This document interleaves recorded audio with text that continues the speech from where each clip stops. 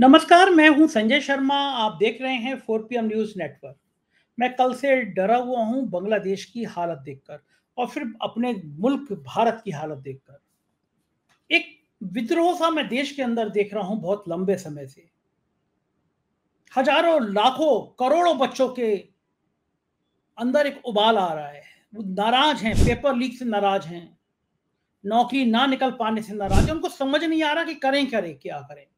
सेना में अग्निवीर जैसे मुद्दे होने से उनका भविष्य खतरे में आ गया है, खत्म हो गया है। दुर्भाग्यपूर्ण तरीके से कुछ लोगों ने तो सुसाइड तक कर लिया। लाखों छात्र नीट की परीक्षाओं में धांधलियों से गुस्से में हैं और कह रहे हैं हर बार पेपर किसी न किसी चीज का लीक क्यों होता है। अग्निवीर को लेकर गुस्सा मैंने जो बताया वो बहुत बढ़ता चला जा रहा है। किसान दुखी हैं, उनकी फसलों को वाजिब हक नहीं मिल पा रहा। सुसाइड बढ़ रहे हैं किसानों के अंदर। मध्यम वर्गीय परिवार पिसा जा रहा है महंगाई में। सरकार के पास कोई जवाब नहीं है सिवाय हिंदू मुसलमान करने के।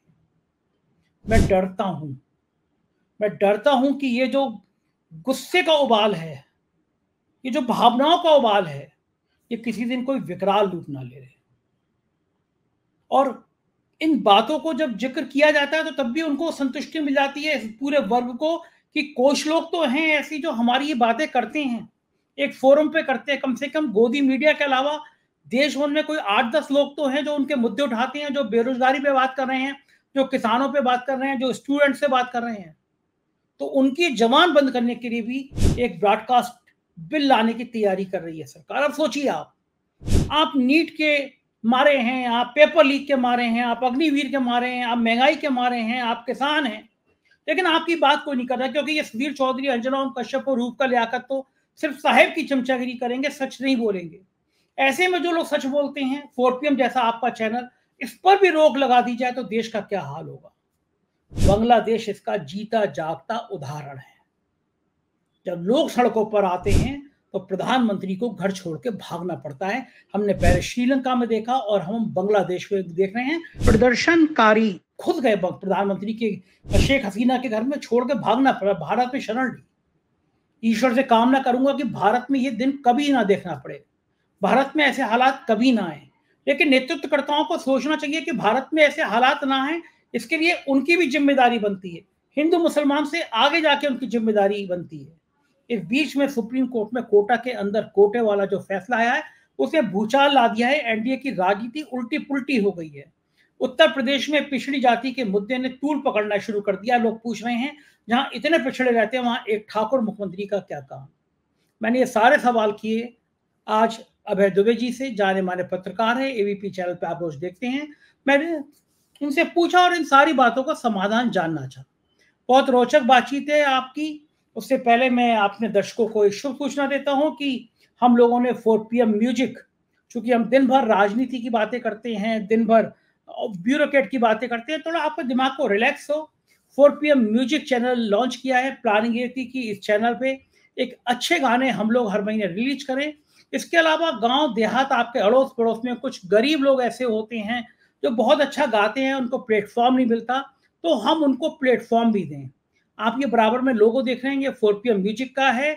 हमारा पहला गाना बहुत जल्दी आने वाला है। हम आपसे रिक्वेस्ट करेंगे इसको सब्सक्राइब कर लीजिए। इस बीच में मेरे बड़े प्रिय अभिनेता रहे हैं राज बब्बर जी। मैं बड़ा फैन रहा हूं उनका, उनकी पिक्चरें कोई छोड़ा नहीं करता था। उन्होंने मेरे लिए बहुत प्यार भरे शब्द बोले हैं। अभय दुबे जी के पास चलने से पहले राज बब्बर जी का शुक्रिया अदा करते हुए मैं बताता हूं कि उन्होंने 4PM म्यूजिक को किस तरह शुभकामनाएं दी। संजय जी, आप उन लोगों में से एक हैं जिन्हें दिल से बधाई और शुभकामनाएं देने का जी चाहता है।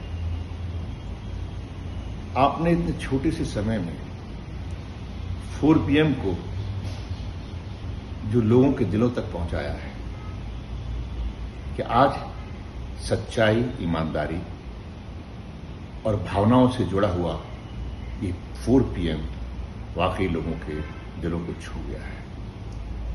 इसलिए नहीं कि इसकी गिनती बढ़ गई है या टीआरपी बढ़ गई, इसलिए कि एक भरोसा बढ़ गया है कि जो 4PM में कहा जाएगा वो सच्ची होगा और सच साबित होगा। अभी आपने एक और शुरुआत की है, 4PM म्यूजिक।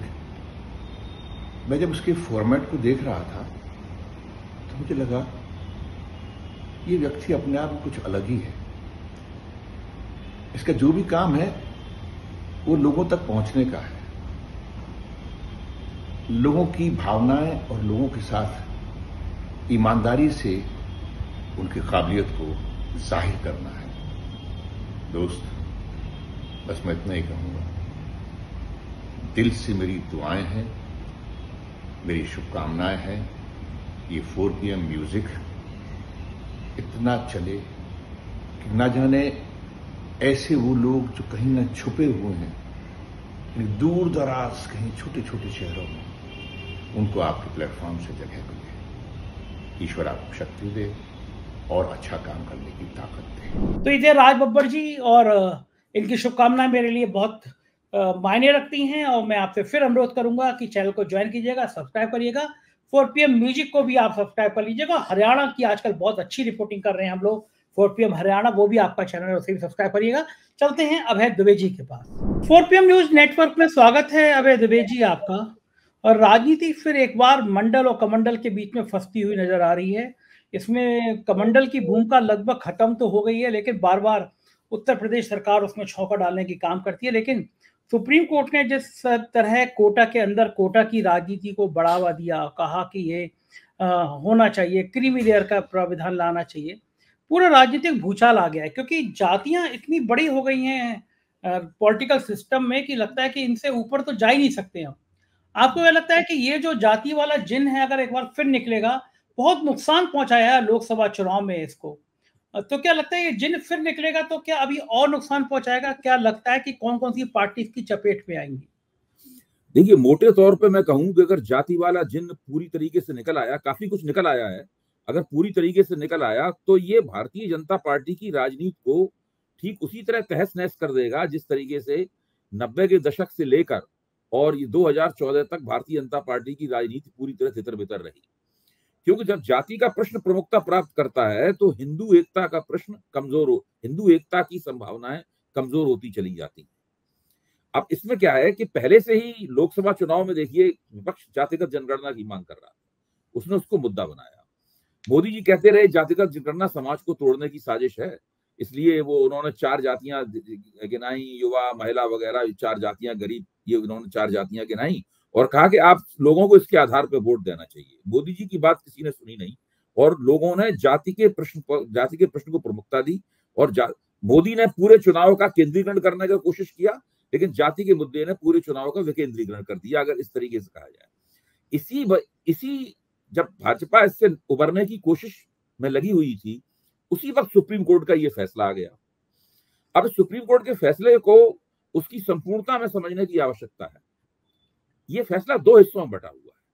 इसका एक हिस्सा यह कहता है कि अनुसूचित जाति और अनुसूचित जनजातियों को जो भी आरक्षण प्राप्त है उसके अंदर इन समुदायों को एकाश या मोनोलिथिक न मानकर इनके अंदर उपवर्गीकरण किया जाना चाहिए। और खास बात यह है कि उपवर्गीकरण करने का कोई वो आदेश नहीं देता है राज्यों को। राज्य चाहें तो इस आदेश का उल्लंघन कर सकते हैं, राज्य चाहें तो उपवर्गीकरण करने से पूरी तरह इनकार कर सकते हैं, लेकिन अगर चाहें तो कर भी सकते हैं। ठीक उसी तरह जिस तरह नीतीश कुमार ने कभी दलित समुदाय का उपवर्गीकरण किया था। उन्होंने दलित और महादलित 2 बनाए थे। बिहार में 22 जातियां थी, 22 दलित जातियां थी। नीतीश कुमार ने 4 दलित जातियों को बाहर किया और 18 दलित जातियों को महादलित घोषित किया। जो 4 जातियां थी वो कौन कौन सी थी? 4 जातियां थी पासवान, पासी, धोबी और चमार। ये 4 जातियां थी जिनको उन्होंने महादलित के दायरे से बाहर रखा। ये दलित हुई और बाकी महादलित हुई।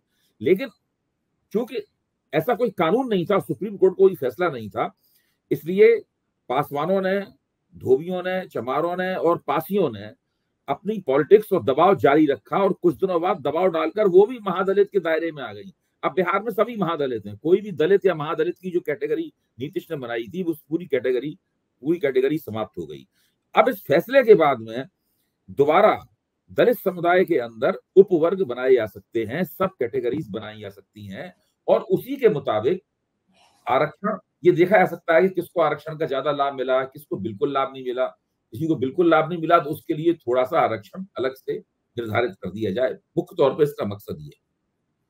अब इसके अंदर एक और बात है कि सुप्रीम कोर्ट ने दूसरी बात ये कही कि जिस तरह ओबीसी समुदाय के अंदर क्रीमी लेयर का फार्मूला लगता है, उसी तरीके से दलित समुदाय के अंदर भी क्रीमी लेयर का फार्मूला लगाया जा सकता है। आप देखिए, ध्यान कीजिए, इस फैसले की विशेषता क्या है। ये फैसला किसी भी राज्य सरकार को बाध्य नहीं करता कि वो इस फैसले को माने, लेकिन राज्य सरकार की मर्जी पे छोड़ दिया गया है कि अगर वो चाहे तो उपवर्ग बना सकता है और चाहे तो क्रीमी लेयर बना सकता है। ये राज्य सरकार के चाहने के ऊपर निर्भर करता है। ये अब जैसे ओबीसी समुदाय में क्रीमी लेयर का फैसला बाध्यकारी है, लेकिन उपवर्गों को बनाने का फैसला वहां पर नहीं है। वहां पर याद कीजिए, कर्पूरी ठाकुर ने एक मुंगेरी लाल कमीशन बनाया था। उस मुंगेरी लाल कमीशन ने ओबीसी वर्गों के अंदर में उपवर्ग बनाने की बात कही थी। जनसंघियों ने मिलकर और कुछ समाजवादियों ने मिलकर कर्पूरी ठाकुर सरकार गिरा दी इस सवाल के ऊपर। बाद में जब मंडल कमीशन बना तो मंडल कमीशन के एक दलित सदस्य थे आर एल नायक, उन्होंने एक उस पर अपनी असहमति जताई, अपना नोट ऑफ डिसेंट लगाया। उन्होंने कहा कि ओबीसी समाज दो बड़े हिस्सों में बटा हुआ है। एक कारीगर जातियों का हिस्सा है और एक खेतिहर जातियों का हिस्सा है। खेतिहर जातियां मजबूत हैं, खुशहाल हैं, तो और कारीगर जातियां कमजोर हैं और लगातार और कमजोर होती जा रही हैं। इसलिए उनको विशेष रूप से जितने भी आरक्षण का प्रावधान हो, उसमें कारीगर जातियों को विशेष आरक्षण दिया जाना चाहिए। बीपी मंडल ने उनकी बात नहीं मानी, और वो लेकिन बीपी सिंह ने भी जब मंडल कमीशन की रिपोर्ट लागू की तो उन्होंने भी उस असहमत पत्र की तरफ ध्यान नहीं दिया। मेरा कहना है कि ये जो असहमतियां हैं, संविधान ने हमारे समाज को दो बड़े हिस्सों में बांट दिया था, अगड़े और पिछड़े। पिछड़े हिस्से में भी उन्होंने 3 कैटेगरीज बना दी। वो एक थी ओबीसी की, एक दलित की थी और एक आदिवासी की। इसमें कुल 4 कैटेगरी में पूरा समाज बांट दिया गया था। लेकिन ये बाकी पिछड़ों में जो कैटेगरीज थी, इनमें सब कैटेगरीज बनाने के लिए संघर्ष बहुत शुरुआत से चला आ रहा है। पंजाब सरकार ने सब कैटेगरी बनाने की कोशिश की, सुप्रीम कोर्ट ने कहा नहीं, आप नहीं बना सकते। तमिलनाडु सरकार ने सब कैटेगरी बनाने की कोशिश की, सुप्रीम कोर्ट ने कहा नहीं बना सकते। और दूसरे राज्यों ने ऐसी कोशिशें की, सुप्रीम कोर्ट ने कहा नहीं बना सकते। लेकिन सब कैटेगरी, राजनाथ सिंह जब उत्तर प्रदेश के मुख्यमंत्री थे तो उन्होंने सब कैटेगरीज बनाने की कोशिश की। इसी तरीके से जो मोदी सरकार ने रोहिणी कमीशन बनाया, जस्टिस रोहिणी कमीशन बनाया, रोहिणी कमीशन की जो रिपोर्ट है वो भी सब कैटेगरी बनाने की सिफारिशों की तरफ भी इशारा करती है। इसलिए अब मुझे नहीं लगता कि इसमें कोई बहुत ज्यादा समय लगेगा आरक्षण की नीति को और ज्यादा बेहतर बनाने के लिए। उसमें ओबीसी समुदाय को पूरा एक समुदाय मानना, दलित समुदाय को पूरा एक समुदाय मानना, आदिवासी समुदाय को पूरा एक समुदाय मानना। आदिवासी समुदाय में देखिए, जो संथाल हैं, संथालों को बड़े पैमाने पर आरक्षण का लाभ मिला है, लेकिन दूसरी जो छोटी आदिवासी जातियां हैं उनको बिल्कुल कोई लाभ नहीं मिला है। उनको लाभ कैसे मिलेगा? वरना सारे लाभ संथालों के पास संथालों के पास, मीणाओं के पास जाते रहेंगे। इसी तरह ओबीसी समुदाय में सारे लाभ जो मजबूत ओबीसी समुदाय हैं, जैसे यादव हैं, जैसे लोधी हैं, जैसे यहाँ जाटों को मिल गया है आरक्षण राजस्थान में, वहां पे सारे लाभ उनके पास चले जाएंगे और दूसरी जातियां लाभों से वंचित रहेंगी। दलितों में आंध्र प्रदेश में मालाओं के पास ज्यादा लाभ है, मारडिगाओं के पास लाभ नहीं है। इसीलिए इसी तरह उत्तर प्रदेश में ज्यादा लाभ जो है वो जाटुओं के पास हैं, बाकी समुदायों के पास ज्यादा लाभ नहीं है। तो इस तरीके से कैसे आरक्षण की नीति को ज्यादा न्यायपूर्ण बनाया जाए, ये फैसला मेरी निगाह में उस तरफ इशारा करता है। और खास बात यह है कि फैसला 100% बाध्यकारी नहीं है, लेकिन एक संभावना खोल देता है कि अगर कोई राज्य करना चाहे तो ऐसा कर सकता है। अब दिक्कत की बात क्या है? अब इसके राजनीतिक जो निहितार्थ हैं उनकी तरफ हम लोग निगाह डालें। इसके राजनीतिक निहितार्थ ये हैं कि जो इंडिया गठबंधन है, इंडिया गठबंधन में से मान लीजिए तेजस्वी यादव ने कहा है कि हम आरक्षण के अंदर आरक्षण के पक्ष में नहीं है। शायद उनको लगता होगा कि अगर ओबीसी जातियों के अंदर आरक्षण, इस तरह SC ST में आरक्षण के अंदर आरक्षण का फैसला आया है, इस तरह अगर ओबीसी जातियों में भी आरक्षण के अंदर आरक्षण का फैसला आ गया तो फिर समस्या खड़ी हो जाएगी उनके लिए। यहां पे दिक्कत यह है कि अगर चूंकि ये फैसला मुख्य तौर पर अनुसूचित जाति और जनजातियों के बीच में है, इसलिए इसकी मुख्य समस्या उनके सामने है जो कि भारतीय जनता पार्टी में है, भारतीय जनता पार्टी के साथ हैं, और भारतीय जनता पार्टी के उन रणनीतिकारों के सामने समस्या है जो कि हिंदू एकता करना चाहते हैं। अब चिराग पासवान मांग कर रहे हैं, मायावती मांग कर रही हैं, और इंडिया गठबंधन के सभी लोग इस बात को लेकर बेचैन हैं। सबसे बड़ा प्रश्न एनडीए सरकार के सामने यह है कि क्या वो फिर सदन में अपने बहुमत का इस्तेमाल करने की कोशिश करके सुप्रीम कोर्ट के इस फैसले को पलटेंगे? क्या इस तरह का कोई कदम उठाया जाएगा? ये एक बड़ा सवाल है जिसका सामना एनडीए सरकार इस समय कर रही है। और अगर इसको पलटा नहीं गया, तब जातिगत जनगणना कराना अनिवार्य हो जाएगा। जातिगत जनगणना कराने के सवाल पर जो दुविधा दिखा रही है भारतीय जनता पार्टी, जो डिप्लोमेटिक रवैया दिखा रही है, वो डिप्लोमेटिक रवैया नहीं चलेगा, क्योंकि आप उपवर्गीकरण कर ही नहीं सकते हैं अगर आपके पास सही जातिगत जनगणना द्वारा प्राप्त आंकड़े नहीं है। और जातिगत जनगणना कराने में एक पैसे का ज्यादा खर्च नहीं होता है। जो फॉर्म है जनगणना का, जो हमारे पास कोई व्यक्ति आएगा, हमारा दरवाजा खटखटाएगा, उस फॉर्म में जो हमें भरने के लिए दिया जाएगा, उसमें केवल जाति का एक कॉलम होगा। एक नए पैसे का ज्यादा खर्चा नहीं होगा और 1 मिनट ज्यादा नहीं खर्च होगा उसके। केवल टिक कर रहे हैं, हमें अपनी जाति टिक करनी होगी उसके अंदर या लिखनी होगी उसके अंदर, इसके अलावा कुछ भी नहीं होगा। और वैसे ही जो मौजूदा जनगणना है वो अपने आप ही एक जातिगत जनगणना में बदल जाएगी। और हमारे जो राहुल गांधी कहते हैं कि जातिगत जनगणना एक ऐसा एक्सरे है जिससे भारतीय समाज के भीतर क्या है ये पूरी तरह निकलकर सामने आ जाएगा, और उसके आधार पर हम नीतियां बना सकेंगे। उसके आधार पर मैं तो मानता हूं कि अगर ये बात इसी तरह चलती रही आगे और इस फैसले को नहीं पलटा गया, या इस फैसले को सुप्रीम कोर्ट की किसी दूसरी बेंच ने समीक्षा करके इसमें संशोधन नहीं किया, तो ये निकट भविष्य में भारतीय राजनीति को पूरी तरह बदल डालेगा। और जो हिंदू एकता कराने का पूरा हथकंडा जो इन्होंने लंबे अरसे से उस पर महारत हासिल कर रखी है बीजेपी ने, ये पूरी तरह गड़बड़ा जाएगा और उन्हें कोई नई युक्ति, कोई नई ट्रिक तलाशनी होगी हिंदू एकता के लिए। देखो ठीक है, लेकिन ये बताइए मुझे अभय जी, आपको क्या लगता है कि बीजेपी जाति जनगणना कराने से डर क्यों रही है? कौन सा डर है कि बार बार कांग्रेस कह रही है, इंडिया अलायंस कह रहा है जाति जनगणना करा लो, क्यों नहीं करा देती बीजेपी जाति जनगणना? देखिए, जब जाति का प्रश्न पैदा होता है तो लोग जाति के प्रश्न को केंद्र बनाकर अपने बारे में और अपने हितों के बारे में सोचने लगते हैं। फिर सवाल यह है कि मुसलमान विरोधी जो डिस्कोर्स लगातार भारतीय जनता पार्टी चलाती है उसका असर कब हो जाएगा? लोगों को उसमें दिलचस्पी नहीं रहेगी उसके अंदर बिल्कुल। जब लोग भाजपा की पूरी कोशिश होती है कि लोग भाई जैसे जातियां जब सामने आती हैं तब वो फिर विवाद सामने निकलने, जातियों के बीच का संघर्ष, जातियों के बीच की प्रतियोगिता ये निकल के आने लगती है। फिर आप तमाम जातियों का बाई प्रॉक्सी वोट नहीं ले सकते। जब जातियों का प्रश्न निकल के आया तभी तो कांग्रेस भी कमजोर हुई थी ना भाई। पहले तो जो ब्राह्मण बनिया ठाकुर थे वो कांग्रेस के नेतृत्व में हुकूमत कर रहे थे, वोट उन्हें मिलते थे, दलितों के वोट मिलते थे, गरीब मुसलमानों के। धीरे धीरे करके 80 के दशक में उन लोगों को लगा कि भाई ये कांग्रेस बाई प्रॉक्सी हमारे वोट ले लेती है, इसलिए उन्होंने अपनी पार्टियां बनानी शुरू कर दी, अलग अलग जातियों की पार्टियां।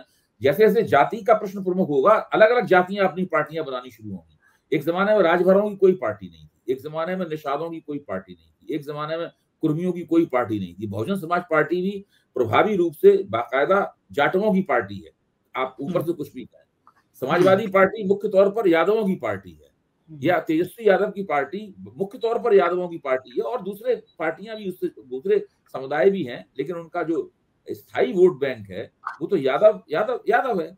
इसी तरह बीएसपी का स्थायी वोट बैंक जाटव है।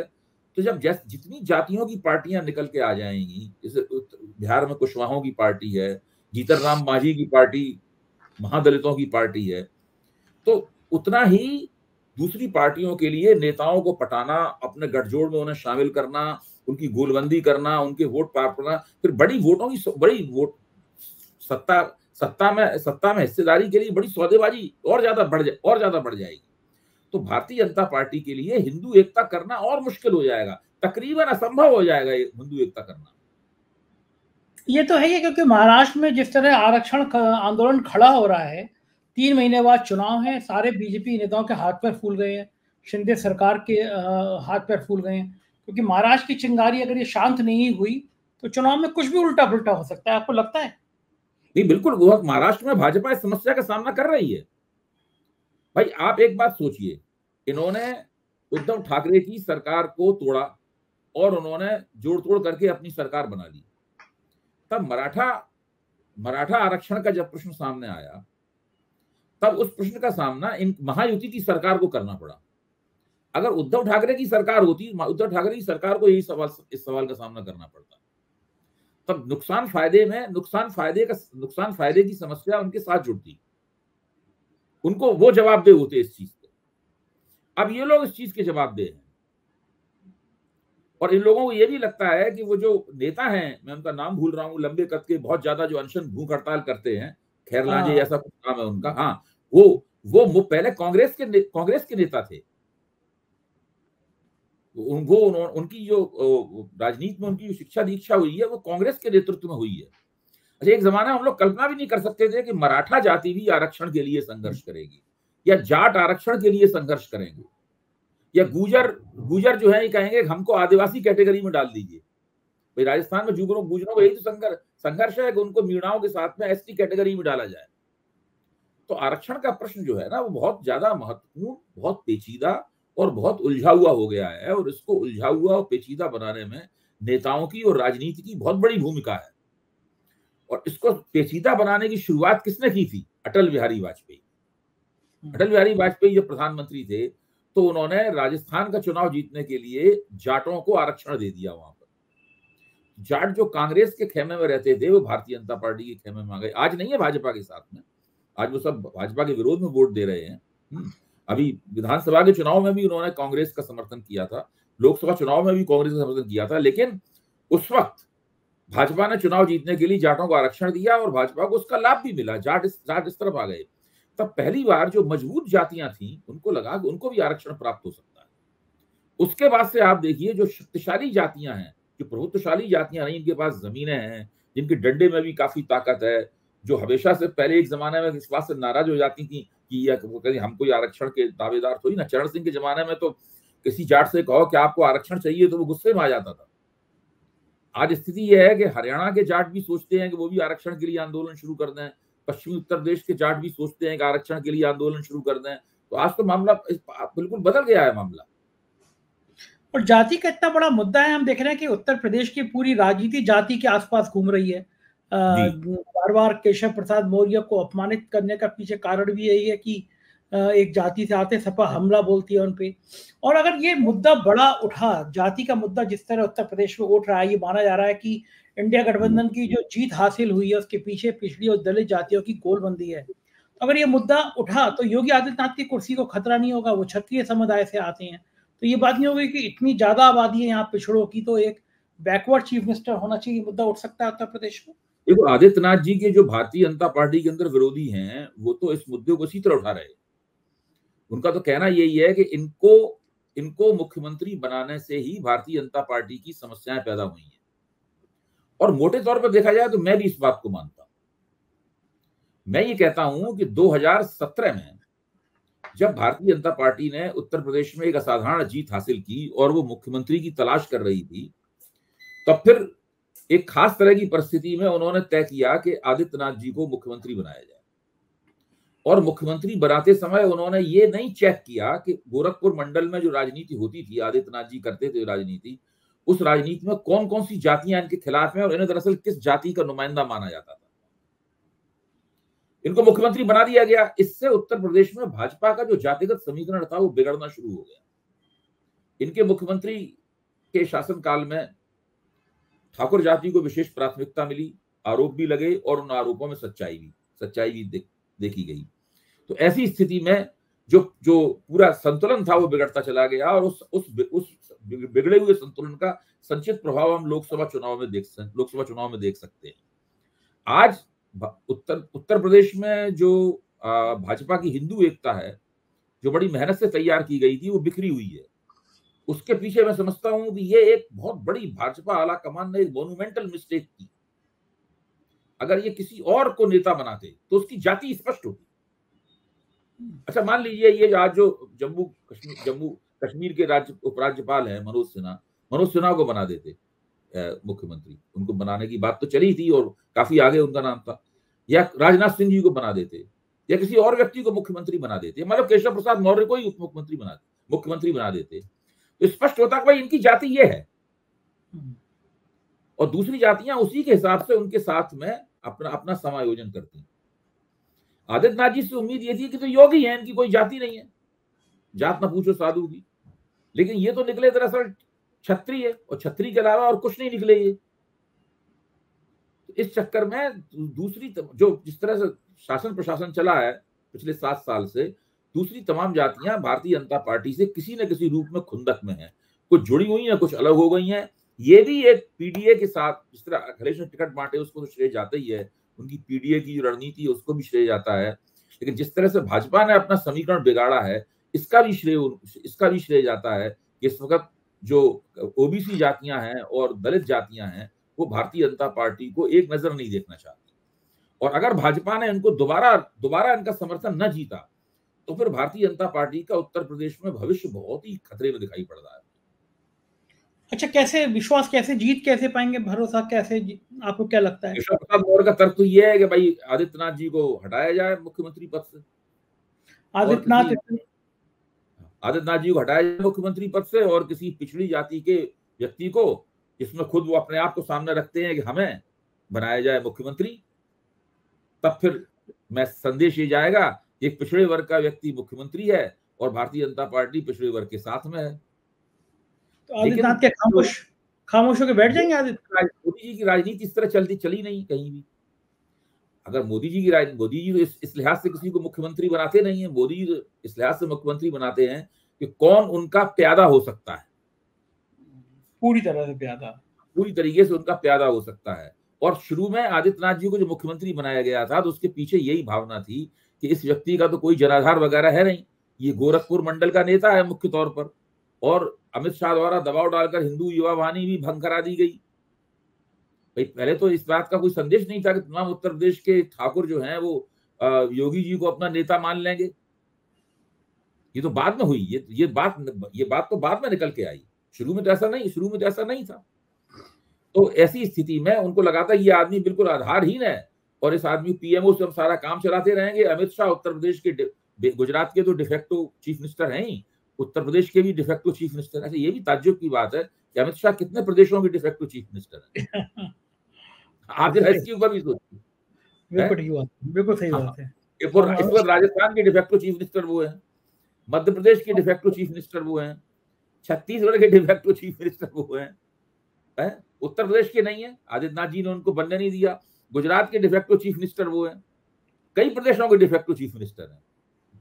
बिल्कुल ठीक है। एक चीज और बताइए अभय जी, जो देश के हालात हैं पिछले कुछ महीनों से, बेरोजगार उबल रहे हैं। हमने देखा लोकसभा चुनाव में रिजल्ट नौजवानों का बहुत बड़ी संख्या में है, पेपर लीक के मारे वो नाराज हैं, नौकरी न मिल पाने के मारे नाराज हैं, लाखों नौजवान नीट की परीक्षा से नाराज हैं, किसान भड़के हुए हैं, उनका हक नहीं मिल पा रहा, उन पर लाठियां चलाई जा रही हैं। मतलब देश का जो माहौल है, मध्यम वर्ग परेशान है, जो देश का माहौल है वो एक अंदर उबाल मार रहा है।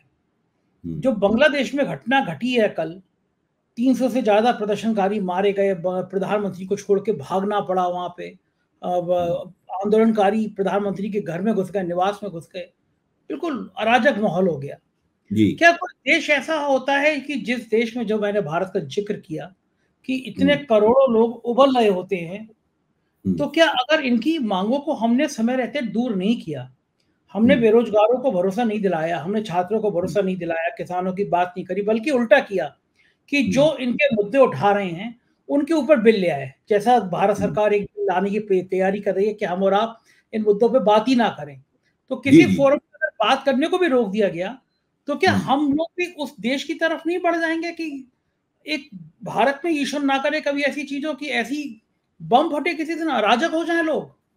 नहीं, मैं तो आपकी बात से 100% सहमत हूं।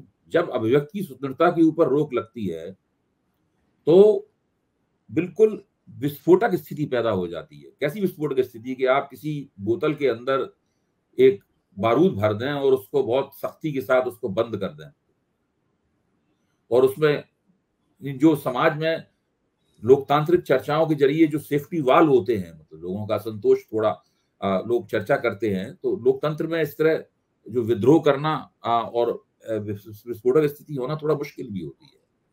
ये हो जाएगा इस तरीके से, जो अगर ये सरकार किसी भी तरह की अभिव्यक्ति के ऊपर अंकुश लगाएगी तो निश्चित रूप से इसका होगा। और दूसरी तरफ जो बात आपने कही है कि आखिरकार कब तक लोग इंतजार करेंगे, कब तक लोग अब खुशहाली का इंतजार करेंगे, कब तक लोग उस नई सुबह का इंतजार करेंगे जिसका आश्वासन उन्हें थमाया गया था। इस बजट में उनकी कोशिश यह है कि रोजगार सृजन का काम निजी क्षेत्र को सौंप दिया गया है और उसके लिए तमाम सारी तीन तरह की स्कीमें दी गई हैं, सब्सिडीज दी जाएंगी। निजी क्षेत्र ने स्पष्ट कर दिया है कि वो एक व्यक्ति को भी नौकरी पर नहीं रखेंगे। इस बात की आधिकारिक घोषणा नहीं की जाती है, लेकिन पता नहीं मैंने 4 PM के मंच पे ये बात कही है नहीं कही है। जो स्वामीनाथन अय्यर जो बहुत बड़े आर्थिक पत्रकार हैं, जब बजट आया तो बजट पे वो बंबई के अंदर कुछ उद्योगपतियों के साथ बजट पे चर्चा कर रहे थे। उन्होंने पूछा कि आपको जो सब्सिडीज दी गई हैं आप कितने लोगों को एम्प्लॉयमेंट देंगे, तो उन्होंने कहा कि किसी एक व्यक्ति को भी एम्प्लॉयमेंट नहीं देंगे, हमारा काम इस तरह एम्प्लॉयमेंट देना नहीं है। हाँ, अगर इनमें से कोई आर्टिफिशियल इंटेलिजेंस का एक्सपर्ट हुआ तो एक ने कहा मैं उसको रख लूंगा, मुझे ऐसे एक्सपर्ट की हमें जरूरत होगी उसके हिसाब से हम रखेंगे। तो निजी क्षेत्र से सरकार द्वारा ये उम्मीद करना कि वो रोजगार की समस्या का निदान करेगी, ये बिल्कुल मैं कहता हूं अपने आप को गलतफहमी में डालना है। एक भी रोजगार नहीं बढ़ेगा, बेरोजगारी की समस्या निरंतर और संगीन होती चली जाएगी। ये टिक टिक करता हुआ बम है, ये लगातार प्रतिदिन फटने की तरफ बढ़ रहा है और जब ये फटेगा तो सरकार को भी नुकसान होगा, लोकतंत्र को भी नुकसान होगा, हमारी राजनीतिक प्रणाली की साख पूरी तरीके से मिट्टी में मिल जाएगी और हम सभी लोग एक तरह के पूरा समाज ही एक बहुत ही भीषण जोखिम का शिकार होगा और मौजूदा सत्ताधारी उसके एकमात्र जिम्मेदार। बिल्कुल ठीक कह रहे हैं और ये हालात ईश्वर ना करे कभी ऐसे हों। बहुत बहुत शुक्रिया अभय जी, आपने हमें इतना कीमती समय दिया, आभार, थैंक यू। तो ये थे अभय दुबे जी और आपने देखा होगा कि किस तरह एक एक बात पर उन्होंने बेबाक तरीके से अपनी बात की। मुझे यकीन है ये चर्चा आपको पसंद आई होगी। साथ बनाए रखिएगा। बहुत बहुत शुक्रिया, थैंक यू।